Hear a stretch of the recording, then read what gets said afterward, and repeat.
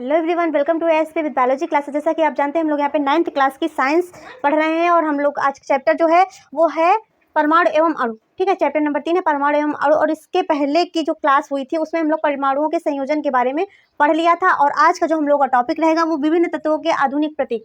क्या रहेगा? विभिन्न तत्वों के आधुनिक प्रतीक। ये जो है एनसीईआरटी बेस्ड पूरी क्लास है, तो इसमें आप किसी भी बोर्ड से हो तो पढ़ सकते हैं, क्योंकि एनसीईआरटी सब जगह सेम ही होती है। तो इसमें बिल्कुल डाउट करने की जरूरत नहीं, मैं पढ़ूं या ना पढ़ूं ऐसा कुछ नहीं है। आप एनसीईआरटी है, सबका सिलेबस जो है एनसीईआरटी का एक ही होता है। अब हम लोग देखेंगे विभिन्न तत्वों के आधुनिक प्रतीक। ठीक है, विभिन्न तत्वों के आधुनिक प्रतीक। तो देखो, हाइड्रोजन को ऐसे लिखते हैं, इसकी ये इमेज है। कार्बन को राउंड करके लिखते हैं। ऑक्सीजन है, फिर ठीक है हाइड्रोजन हो गया। फिर फास्फोरस है, इसमें देखिए लैम्डा आकार का वो बना हुआ है। फिर आपका सल्फर हो गया, आयरन हो गया, कॉपर हो गया, लेड हो गया, सिल्वर हो गया, गोल्ड हो गया, प्लेटिना हो गया और मरकरी हो गई। ये आपके एनसीईआरटी में दिया हुआ है, तो इमेज अभी आपको बोर्ड पे शो हो जाएगी, तो आप वहां से आपके एनसीईआरटी में जो इमेज दी हुई है वहां से आप ये देख सकते हैं। फिर हम लोग पढ़ेंगे परमाणु का प्रतीक। ठीक, पर हर देखो कोई भी परमाणु है, जैसे कि आप जानते हैं छोटे छोटे जो होते हैं, छोटे छोटे कणों से मिलकर के आपका देखो छोटे छोटे कणों से मिलकर के आपका जो होता है वो परमाणु बना हुआ होता है। तो परमाणु को, हर एक परमाणु को प्रतीकों द्वारा किया जाता है, प्रदर्शित किया जाता है। तो प्रतीक आखिरकार किस पद्धति के अनुसार आए, किस पद्धति के अनुसार हम लोग किसी भी यौगिक का या फिर किसी भी यौगिक का नाम देते हैं, तो किस पद्धति के अनुसार उसको पास किया गया जिसके अनुसार हम लोग सीखते हैं, तो वही हम लोग देखेंगे। देखिए परमाणु का प्रतीक आयुपेसी। ठीक है, आयुपेसी एक देखो संस्था है। ठीक है, इसका नाम क्या है? आई से हो गया international union of pure and applied chemistry. ठीक, एक अंतरराष्ट्रीय वैज्ञानिक संस्था है। कौन सी है? अंतरराष्ट्रीय वैज्ञानिक संस्था। इसी के द्वारा जितने भी आपके प्रतीक होते हैं, यौगिक होते हैं, उनके नामों को रखा जाता है, उनका नामकरण किया जाता है। जैसे कि आप 10th क्लास में जब जाओगे तो आप आयुपेसी नाम पढ़ोगे। ठीक है, नामकरण करना वहां पे आप सीखेंगे 10th क्लास में। आपका जैसे कि वो होगा मतलब आपको आइडेंटिफाई किया जाएगा वहाँ पे आयुपेसी के नाम से। पर जब आप 11th 12th में जाओगे तो उसको डीपली पढ़ोगे, तो आप हर एक जो तत्व हैं और जो आपके अम्ल क्षार मिलाकर के, एसिड बेस मिलाकर के जो लवण बनते हैं, उनका नामकरण करना आप बहुत ही इजीली सीख जाएंगे। ठीक है, तो जो तत्वों के नाम और प्रतीक को, मात्रों को क्या करता है? स्वीकृत करता है। जो आपकी आयुपेसी है, जो international union of pure and applied chemistry है, ये क्या करती है? मात्रक एवं जो प्रतीक होते हैं, जैसे कि प्रतीक का मतलब है, जैसे कि आप हाइड्रोजन को H से लिखते हो, हाइड्रोजन को H से लिखते हो, तो H क्या है? इसका प्रतीक है। ठीक है, इसका प्रतीक है। तो हाइड्रो क्या करते हैं? मात्रकों को, प्रतीकों को और मात्रकों को प्रदर्शित करते हैं। जब इसको हम लिखते हैं, जैसे कि आपने क्या लिखा, जब इसको लिखते हैं तो क्या पहला अक्षर कैपिटल में लिखते हैं, दूसरा अक्षर किस में लिखते हैं? स्मॉल में लिखते हैं। लिखने का मतलब ये है कि एग्जाम्पल के लिए देखिए आपके एनसीईआरटी में दिया हुआ, जैसे कि एल्युमिनियम है और कोबाल्ट है। ठीक है, एल्युमिनियम को जो जब लिखेंगे तो पहला अक्षर कैपिटल होगा, दूसरा कैसा होगा? स्मॉल। अब एल्युमिनियम को अगर ऐसे आप लिख दोगे तो ये गलत होगा। क्या होगा? ये गलत होगा। अब कोबाल्ट में आपने सी और बड़ा ओ बना दिया, ये दोनों इक्वल हो गए, बराबर हो गए। और हमारी देखो अंतरराष्ट्रीय संस्था कहती क्या है? कहती है कि पहला जो लेटर होगा वो कैपिटल होगा और दूसरा जो लेटर होगा वो स्मॉल होगा। ठीक है, तो अगर आपने ऐसे लिख दिया तो ये गलत हो गया। गलत क्यों हो गया? क्योंकि कार्बन मोनोऑक्साइड बन गया, कार्बन मोनोऑक्साइड बन गया। और यहाँ है क्या? कोबाल्ट है। क्या? कोबाल्ट। अगर जरा सा भी आपने की तो उसमें क्या हो? जरा सा भी आपने छोटा ओ से बड़ा ओ बना दिया तो वहाँ पे क्या हो गया? वो गलत हो जाएगी चीज़, क्योंकि ये केमिस्ट्री है। इसमें क्या होता है? हर एक चीज़ का जो होता है मीन्स निकल आता है। अब आपने जल्दी जल्दी में क्या किया? सी कोबाल्ट लिखना है, सी ओ बना दिया, कार्बन मोनोऑक्साइड बन गई ना, कार्बन मोनोऑक्साइड बन गई। तो ये क्या हो गया? आपका गलत हो गया। तो हर एक चीज़ को क्या होता है? लिखने का एक तरीका होता है, लिखने का एक तरीका होता है।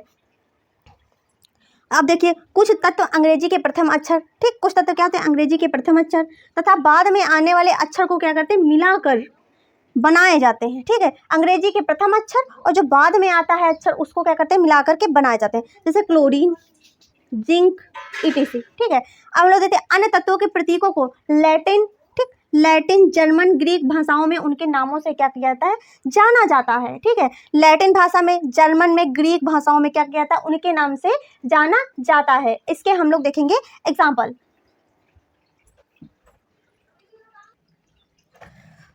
एग्जाम्पल में हम लोग देखते हैं लोहा। ठीक है, लोहा आपने सुना होगा, जिसको किसे फेरस यानी कि देखिए लेहा यानी कि फेरम जो होता है, ये जो लोहा है, जो आयरन है, ये फेरम शब्द से क्या हुआ है? उत्पत्ति हुई है, ये उत्पन्न हुआ है। ठीक है, और जो सोडियम है, Na से पोटेशियम, K से, ठीक है।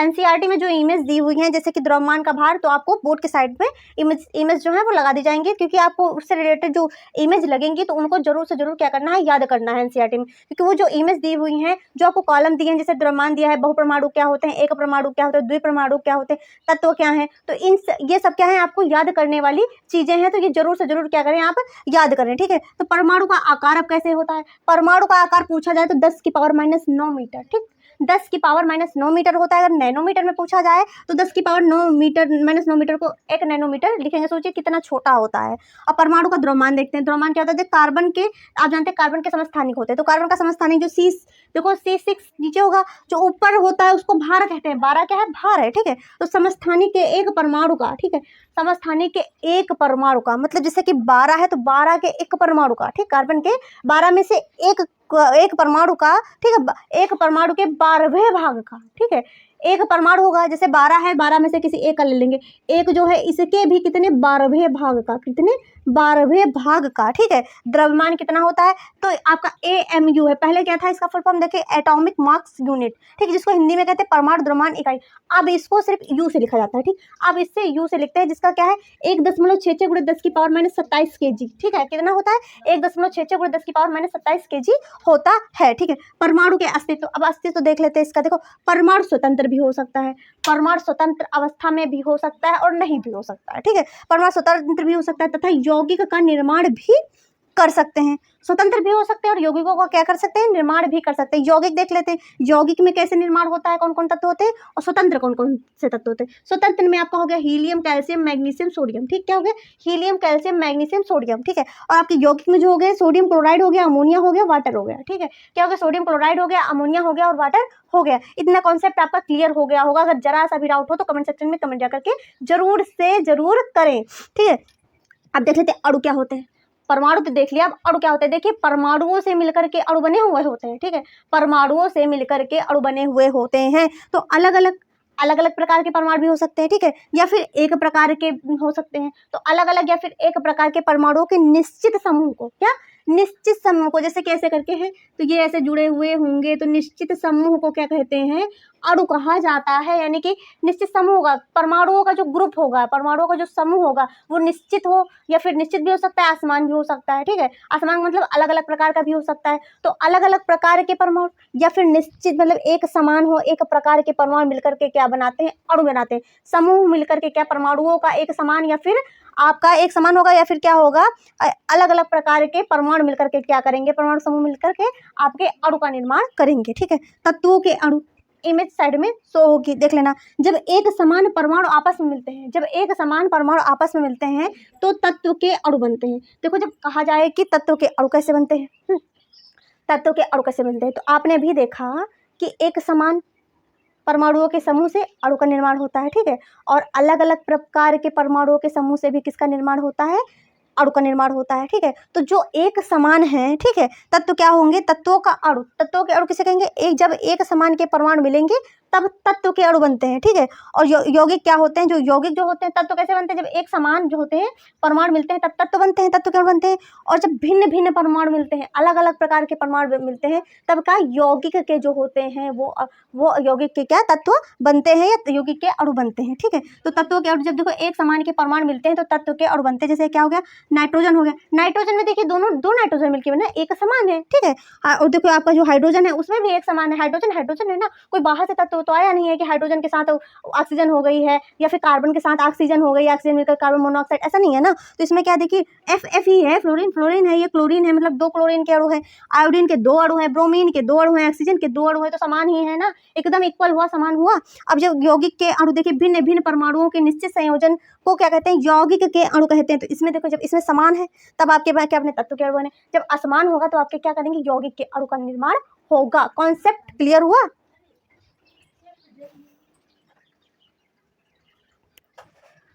अब हम लोग देखेंगे यौगिकों के, यानी कि भिन्न भिन्न प्रकार के जब परमाणु होते हैं तब देखिए भिन्न भिन्न प्रकार के परमाणु, जैसे आपने देखा क्या, देखिए एक नाइट्रोजन का, ठीक है, परमाणु है और 3 हाइड्रोजन के परमाणु है, तो भिन्न भिन्न हुए ना, नाइट्रोजन के तो 2 हुए नहीं ना, तो इसमें 2 प्रकार के जो हैं परमाणु मिलकर के क्या अणु बना आपका, तो ये यौगिक कहलाएगा। अगर एक जैसे होंगे तो वो आपका अणु के तत्व कहलाएंगे, ये आपके यौगिक के तत्व कहलाएंगे। यहाँ पे क्या है H2SO4 और HNO3 यानी कि देखो सल्फ्यूरिक एसिड हो गया, नाइट्रिक एसिड हो गया, सोडियम क्लोराइड हो गया, आपका कैल्शियम कार्बोनेट हो गया, ठीक है। अब जैसे कि H2SO4 है, इसमें देखेंगे परमाणु कितने प्रकार के हैं, तो परमाणु देखिए हाइड्रोजन आपका एक प्रकार का हो गया, ठीक है, सल्फर आपकी एक प्रकार की हो गई, ऑक्सीजन आपका हो गया। तो 3 प्रकार के तत्वों से मिलकर के बना हुआ है, ठीक है, 3 प्रकार के तत्वों से मिलकर के बना हुआ है। संख्या पूछी जाए तो हाइड्रोजन 2 है, ऑक्सीजन 4 है, 4 2 कितने हुए 6, सल्फर कितनी है 1 है, तो कितने हो गए 7 हो गए। अब उसी प्रकार आप कैल्शियम में देख लीजिए, फिर या फिर HNO3 में देख लीजिए। तो HNO3 में देखिए कितने परमाणु से मिलकर के बना हुआ है, 3 प्रकार के, H हो गया, N हो गया, O हो गया, 3 प्रकार के परमाणु से मिलकर के बना हुआ है। और जो पूछा जाएगा परमाणुओं की संख्या कितनी है, तो 3 हो गई, 3 हो गई, 4 हो गई, 5 कितनी है 5 है, ठीक है। उधर ऐसे देखो सोडियम क्लोराइड में 2 प्रकार के तत्वों से मिलकर के बना हुआ है, तो 2 प्रकार के तत्वों से मिलकर के संख्या कितनी है, वो भी 2 ही है, ठीक है। अब आयन देखते हैं क्या होते हैं। आप जानते हैं आयन 2 प्रकार के होते हैं, ठीक है, पहले से पढ़ चुके हैं कि आयन 2 प्रकार के होते हैं, पर इसकी डिफिनेशन देख लेते हैं। देखिए धातु एवं अधातु युक्त यौगिक जो होते हैं वे आवेशित कणों से मिलकर के बने होते हैं, ठीक, आवेशित कण से मिलकर के बने होते हैं। जिन आवेशित कणों को क्या कहते हैं, आयन कहते हैं। जैसे कि आप ये देख रहे हैं मार्कर है, ये मार्कर है, इसमें भी आवेश है, इसमें भी आवेश है। हर एक चीज में क्या होता है, आवेश होता है, क्योंकि हर एक जो आपका तत्व होगा उसके नाभिक में न्यूट्रॉन प्लस प्रोटॉन होगा और कक्षा में क्या होगा, इलेक्ट्रॉन चक्कर लगा रहा होगा, ठीक है, कक्षा में क्या होगा, इलेक्ट्रॉन चक्कर लगा रहा होगा।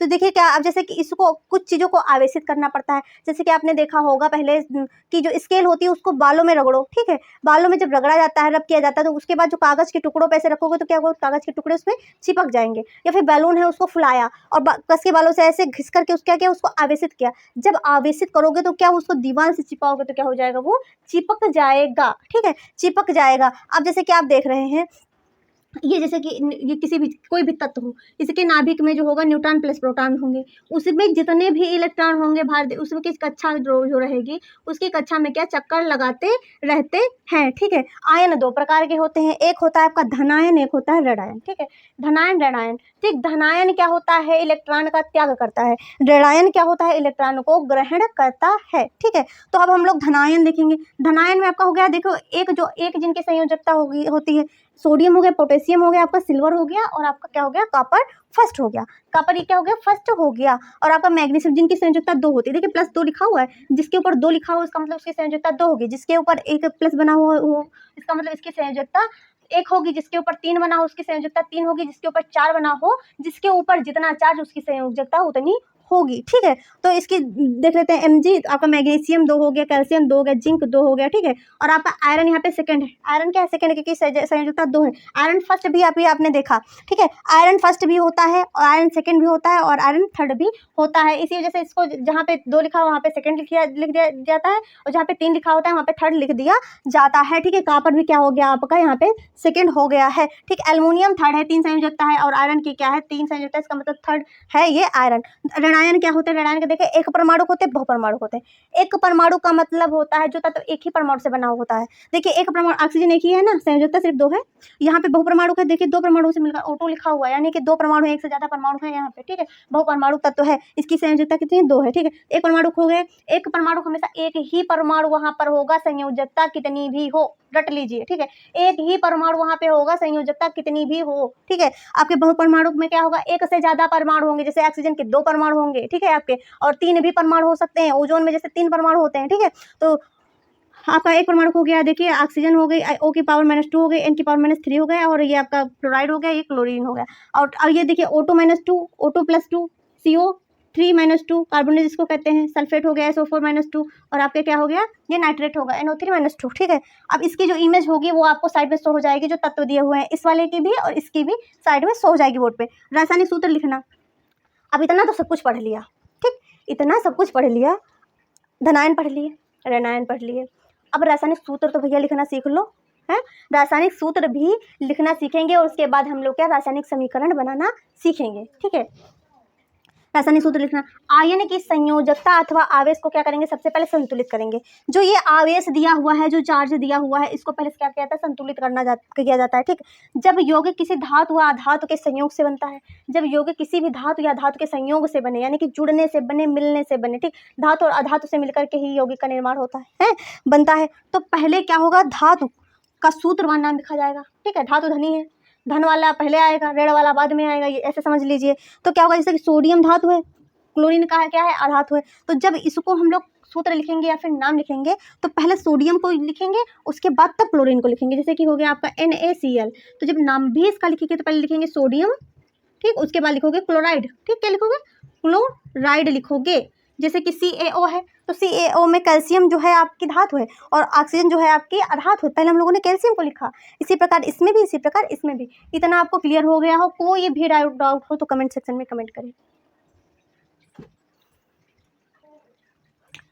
तीसरा क्या है सूत्र लिखने में, तो बहुपरमाणुक जो आयन द्वारा निर्मित, ठीक, बहुपरमाणुक आयन द्वारा निर्मित यौगिकों में क्या होती है, आयनों की संख्या दर्शाने के लिए आयन को कोष्टक में लिखेंगे। आयन को कहाँ लिखेंगे, कोष्टक में लिखेंगे। और आयन की जो संख्या होगी, जितनी भी उसकी संख्या होगी, उसको कोष्टक के बाहर लिखेंगे। ठीक है, जैसे कि आयन देखिए यहाँ पे OH है, इसकी जो संख्या है कितनी, 2 है, तो उसके बाहर लिखा गया। ठीक है, MgOH यानी कि मैग्नीशियम हाइड्रोक्साइड। अब हम लोग सरल यौगिक के सूत्र बनाना सीखेंगे। सरल यौगिक के सूत्र किस प्रकार से बनते हैं, तो सबसे पहले हाइड्रोजन क्लोराइड का सूत्र बनाना सीखेंगे। हाइड्रोजन क्लोराइड में देखिए एक धनायन है, एक ऋणायन है। पहली बात तो एक धातु है, एक अधातु है। तो देखो प्रतीक क्या होता है, हाइड्रोजन का H प्रतीक होता है, ठीक है, और क्लोरीन का Cl प्रतीक होता है। इसके ऊपर +1 होता है, अभी आपने देखा इसके ऊपर Cl- होता है। तो इसके पास देखो, इसका चार्ज जो है यहाँ पे लिखा गया, इसका चार्ज यहाँ पे लिखा है, तो ये इसके पास आएगा, ये इसके पास जाएगा, तो बनेगा क्या, देखो तत्वों का प्रतीक HCl हो गया। संयोजकता कितनी होगी, एक इसकी भी होगी, एक दोनों की क्या होगी, एक एक होगी। तो देखिए 1 है, तो माइनस का एक और प्लस का एक आप जानते हैं कट जाता है, तो बनेगा आपके पास क्या, NaCl यानी कि सोडियम क्लोराइड बनेगा। बनेगा क्या, आपके पास सोडियम क्लोराइड बनेगा। अब उसी प्रकार दूसरा तत्व देखते हैं, H2S। क्या है, H2S यानी कि हाइड्रोजन सल्फाइड। क्या है, हाइड्रोजन सल्फाइड को जब देखेंगे तो इसका तत्व का प्रतीक, ठीक, तत्व का प्रतीक और संयोजकता, ठीक है, यहीं पे सारे देख लेंगे। संयोजकता क्या होगी, हाँ, संयोजकता क्या होगी, तो देखिए इतना पहले साफ कर लेते हैं, फिर यहीं पे देख लेते हैं, ठीक, क्योंकि बोर्ड जो है वो छोटा है। ठीक है, तत्व का प्रतीक देखिए यहाँ पे क्या है, आपका जो है हाइड्रोजन सल्फाइड का तत्व का प्रतीक है आपका H। ठीक है, और क्या है आपका तत्व का प्रतीक है आपका S है। क्या है, S है, H है और S है। ठीक है, ठीक है, तो ये देखिए क्या है, तत्व का प्रतीक H है और S है। अब इसकी संयोजकता देखेंगे, जब संयोजकता हम देखेंगे तो हाइड्रोजन की एक होती है, आपने अभी देखा, और जो आपकी सल्फर की होती है वो कितनी होती है, 2 होती है। तो संयोजकता क्या होगी, ये इसके पास जाएगा, ये इसके पास जाएगा। ठीक है, ये माइनस की है और ये प्लस की है, तो क्या होगा, बनेगा क्या, H2S। भैया ये 2 जो है ये इसके पास जा रहा है ना, मतलब यानी कि S की संयोजकता है वो किसके, H के पास जा रही है, तो क्या बनेगा, H2S बनेगा। अब दूसरा, कंफ्यूज होने की जरूरत नहीं है, इसी जगह 2-3 देख लेते हैं तो बिल्कुल क्या हो जाएगा, आपका क्लियर हो जाएगा जो NCERT में। CCl4 यानी कि कार्बन टेट्राक्लोराइड। ठीक है, तो देखिए यहाँ पे क्या प्रतीक, क्या है, C है और Cl है। ठीक है, ये आपका प्लस का है, ये आपका माइनस का है। तो C की कितनी संयोजकता होती है,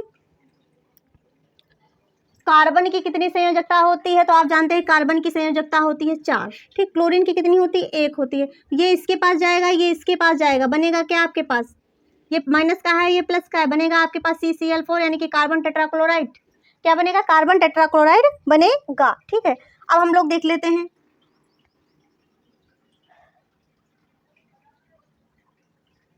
कैल्शियम ऑक्साइड का। ठीक है, जब इसका प्रतीक देखेंगे तो क्या होगा, देखिए कैल्शियम ऑक्साइड का Ca होता है, O ऑक्साइड का O होता है, तो इसकी क्या संयोजकता होगी, इसकी होगी 1, इसकी भी होगी 1, ये प्लस की होगी, ये माइनस की होगी, ये क्या हो जाएगा, प्लस माइनस फिनिश हो जाएगा, बनेगा आपके पास क्या क्या, कैल्शियम ऑक्साइड बनेगा। ये हो गया आपके सरल यौगिक।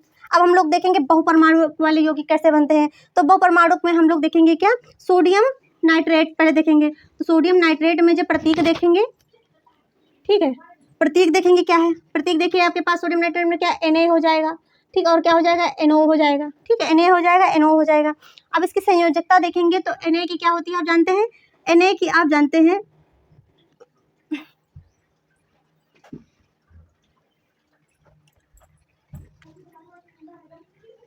ठीक, इसकी क्या होगी, देखिए इसकी आप जानते हैं NO3 नाइट्रेट लिखा जाता है, ठीक है, नाइट्रेट लिखा जाता है। तो इसकी देखो +1 होगी, इसकी ये प्लस का होगा, ये माइनस का, इससे संयोजकता कितनी होगी, 1 होगी, इसकी 1 होगी, क्योंकि ये प्लस का है माइनस का है, क्या हो जाएगा, ये इसके पास जाएगा तो प्लस माइनस चार्ज क्या हो जाएंगे, फिनिश हो जाएंगे। तो आपके पास बचेगा क्या, NaNO3, यानी कि क्या बचेगा, सोडियम नाइट्रेट बचेगा, क्या बचेगा। अब हम लोग देखेंगे कैल्शियम हाइड्रोक्साइड के जो सूत्र है उसका निर्माण कैसे होगा, ठीक है। ये आपका प्रतीक होगा कैल्शियम, हाइड्रोक्साइड का प्रतीक हो गया आपका OH, ठीक है। आप ये जानते हैं कैल्शियम की संयोजकता 2 होती है, हाइड्रोक्साइड की संयोजकता कितनी होती है, 1 होती है, ठीक है। तो ये इसके पास जाएगा, ये इसके पास जाएगा, तो अब बनेगा क्या, देखिए यहाँ पे ये प्लस का है, ये माइनस का है, जब बनेगा तो 2 इसके पास जा रहा है ना, तो कैल्शियम बनेगा, ठीक है। अब OH 2 कैसे लिखेंगे, ऐसे करके यहाँ पे 2 लिख देंगे, ये बन गया आपका कैल्शियम हाइड्रोक्साइड। अब हम लोग देखेंगे किसका, सोडियम कार्बोनेट का, क्या देखेंगे, सोडियम कार्बोनेट का देखेंगे सूत्र कैसे बनेगा, ठीक है। तो सोडियम कार्बोनेट का देखेंगे, तो सोडियम कार्बोनेट का देखने के लिए प्रतीक लिखेंगे Na, ठीक है।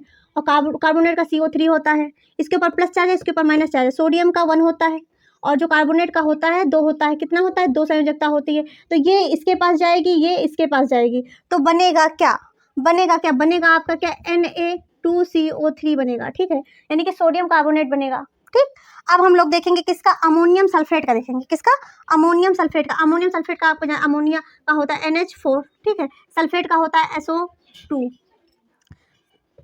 SO4 होता है, वो सल्फर डाइऑक्साइड हो गया, सॉरी, ठीक है। तो क्या होगा, इसका होगा +1, इसका कितना होता है, +1 होता है, ठीक है। और SO4 का जो होता है वो होता है -2, कितना होता है, -2 होता है। इसकी संयोजकता यहाँ पे लिख देंगे, इसकी यहाँ पे लिख देंगे, ये यहाँ जाएगी, ये यहाँ जाएगी, बनेगा क्या आपके पास, NH4, ये 2 आएंगे इसके पास, तो क्या हो जाएगा आपका, ब्रैकेट लगा कर यहाँ लिख दिया जाएगा प्लस का, SO4 यानी कि सोडियम, ये हो गया अमोनियम सल्फेट हो गया। तो ये आपके सारे फॉर्मूले हो गए हैं। यहाँ पे कोई भी डाउट हो तो आप कमेंट सेक्शन में कमेंट करें। अब हम लोग देखेंगे कि आणविक द्रव्यमान एवं मोल संकल्पना क्या होती है, ठीक है। तो देखिए जो जिससे प्रदर्शित किया जाता है वो इसकी इकाई कहलाती है। जैसे कि पहले AMU से प्रदर्शित किया जाता था, एटॉमिक मास यूनिट से, पर उसको अब जो है U से प्रदर्शित किया जाता है, ठीक है, यानी कि यूनिट मास से। तो U जो होगी इसकी द्रव्यमान की इकाई मानी जाती है। U को क्या कहा जाता है, द्रव्यमान की इकाई। तो हाइड्रोजन का अगर पूछा जाए द्रव्यमान क्या होगा तो 1.008 U होगा, ठीक है। U होगा आणविक द्रव्यमान। देखिए किसी अणु का इकाई द्रव्यमान, ठीक है, किसी भी अणु के इकाई द्रव्यमान को U से दर्शाया जाता है, ठीक है।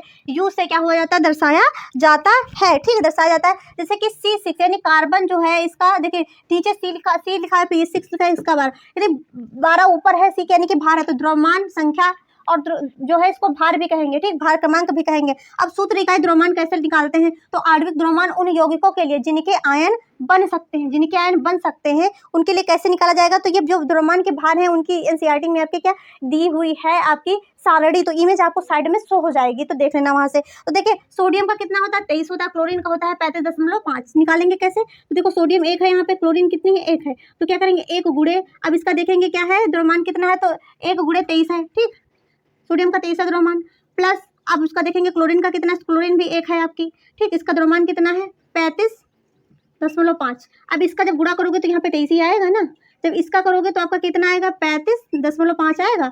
अब इसको रखेंगे कैसे, इसको रखेंगे ऐसे, देखिए 23 हो गया, ये 35 हो गया, पॉइंट हो गया, ये 5 आपका यहाँ पे ऐसे ही आ गया, ठीक है, 5 3 8 कितना हो गया, 8 हो गया, और 2 3 5 हो गया, तो आंसर कितना आया 58.5, ठीक, 58.5। इसी प्रकार आपके सारे जो दिए हुए हैं उनका क्या होगा, आंसर निकल आएगा। अगर आपको क्लास जरा सी भी अच्छी लगी हो तो हमारे वीडियो को ज़्यादा से ज़्यादा शेयर करें, हमारे चैनल को लाइक करें, शेयर करें, सब्सक्राइब करें। लाइक करने से क्या होता है, हमें मोटिवेशन मिलता है। थैंक्स फॉर वॉचिंग, मिलते हैं नेक्स्ट क्लास में।